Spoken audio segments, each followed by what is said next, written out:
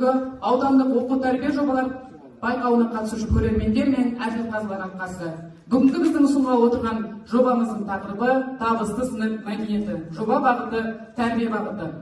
Жоба мақсаты сынып оқушылар арасында қолайлы орта қалыптастыра отырып, құндылықтарға негізделген білім беру жүйесін жүзеге асыру арқылы табысты сынып мәдениетін құру. Жоба өзектілігі білім беру трендтеріне сәйкес келетін заманауи сынып қандай болу керек, сыныптың миссиясы қандай, сынып мәдениеті неден басталады, сынып мәдениетін басқарудағы сынып жетекшінің рөлі қандай. Осы сұрақтар төңірегінде тәрбие процесін неғұрлым тиімді басқаруда сынып жетекшілерге әдістемелік бағдар беру. Жобаның жаңашылдығы сынып оқушыларының әмбебап құзыреттіліктері арқылы олардың сыныптың визит картасын брендке айналдыру. Жоба ерекшелігі тәрбие процесін басқаруда оқу мен әлеуметтік тәрбие жобалар қызметінің